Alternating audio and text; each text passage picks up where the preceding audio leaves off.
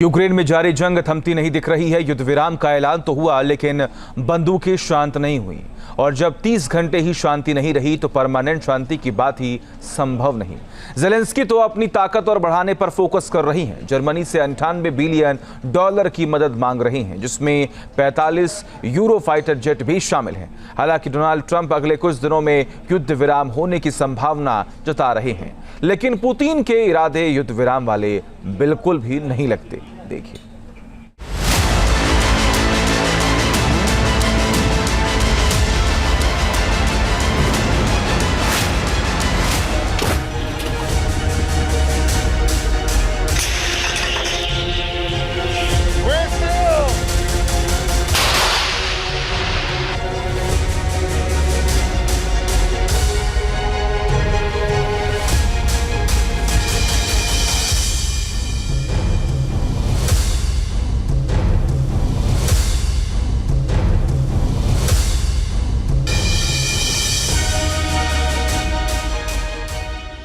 गरजते रहे रूस के फाइटर जेट्स।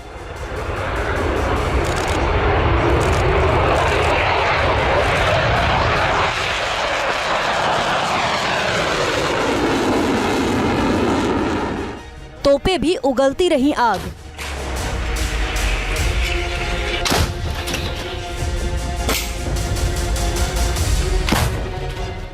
लगातार आ रही गोलियों की आवाज।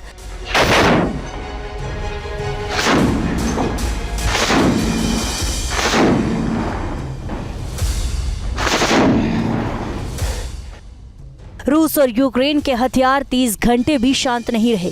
गोलियों की तड़तड़ाहट से आसमान गूंजता रहा। फाइटर जेट्स गरजते रहे। कुछ शांत रहा तो मिसाइलें, जिन्होंने यूक्रेन के किसी शहर पर कोई बड़ा हमला नहीं किया।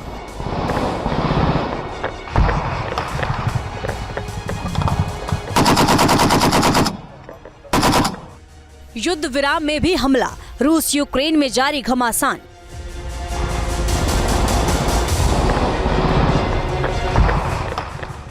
यूक्रेन की जंग भयावह हो चुकी है।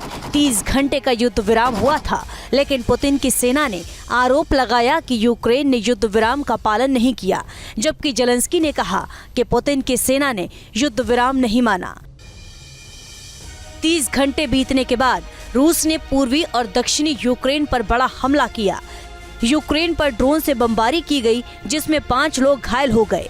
मायकोलाइव में भी रूस की सेना ने बड़ा हवाई हमला किया।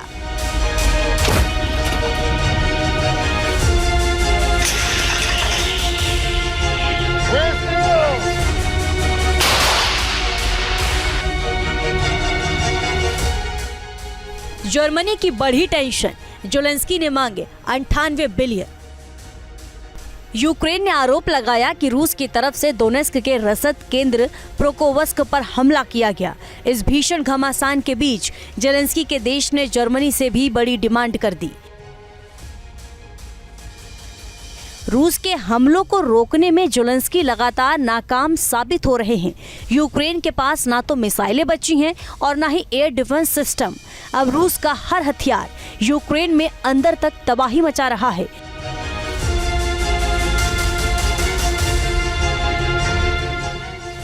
घबराए हुए ज़ेलेंस्की ने मदद के लिए फिर नाटो देशों के सामने हाथ फैलाए हैं।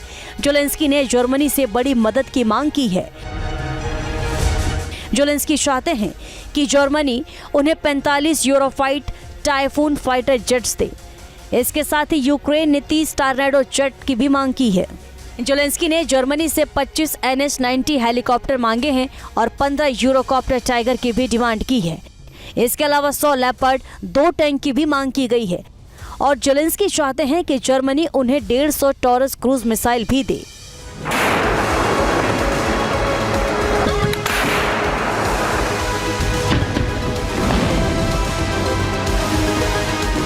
ज़ेलेंस्की ने जर्मनी से 98 बिलियन डॉलर की मदद मांगी है और सीधे जर्मनी के नए बनने वाले चांसलर फ्रेडरिक मर्ज से संपर्क किया है। मर्ज ने 2 दिन पहले ही कहा है कि वो अपने देश की इकोनॉमी को यूरोप में सबसे मजबूत करना चाहते हैं और जर्मनी को यूरोप का भविष्य तय करने वाला देश बनाना चाहते हैं।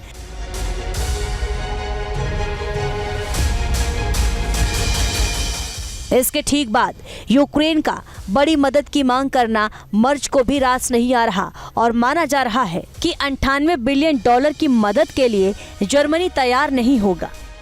पुतिन धैर्यवान है, वो न्यूक्लियर अटैक तो करेंगे नहीं, पर नुकसान हो चुका है। वो चाहते हैं कि हाँ, युद्ध उनकी शर्तों पे ख़त्म कर दिया जाए। उधर अमेरिका पहले ही कह चुका है कि क्रीमिया, जिसके ऊपर 2014 में पुतिन ने कब्जा किया था, उसकी वो मान्यता दे देगा। यानी अमेरिका इसको करना चाहता है क्योंकि उसकी डील अब यूक्रेन में भी करीब करीब फाइनल हो चुकी है खनिज पदार्थों के बारे में।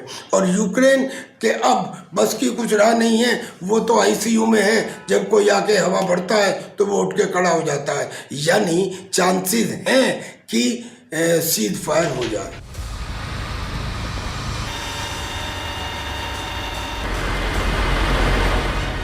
जेलेंस्की तो डरे हुए हैं ही, नाटो देशों को भी रूस से डर लग रहा है।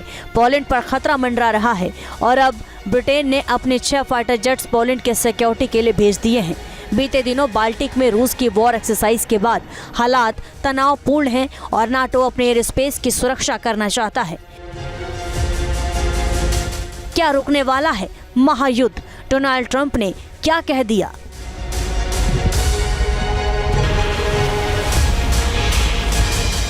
जंग का मैदान और भीषण हो रहा है, लेकिन अमेरिका ने इस जंग को खत्म कराने के संकेत दिए हैं।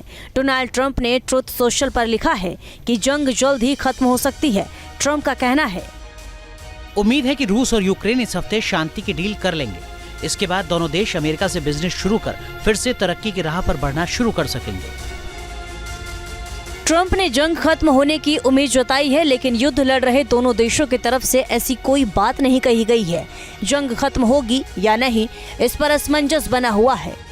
जर्मनी के जो नए चांसलर आए हैं, ऐसा लगता है कि जैसे उनमें हिटलर की आत्मा उतर आई हो।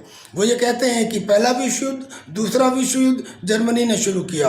तो वो कहते हैं कि हम कैपेबल हैं, शक्तिशाली हैं, लिहाजा यूरोप के और देशों को हमारा पार्टनर बनना चाहिए। उन्होंने अपनी फौज को 2 लाख बढ़ा लिया है, अपना डिफेंस बजट जीडीपी का 3.5% कर दिया है और 1 लाख ट्रूप वो कह रहे हैं कि हम पोलैंड में और बाल्टिक देशों के लिए डिप्लॉय करेंगे। उनके इन एक्शन से ऐसा लगता है कि जैसे वो यूक्रेन को 98 मिलियन यूरो का फंड देने वाले हैं और वो यूक्रेन के साथ पूरी ताकत के साथ आगे आएंगे।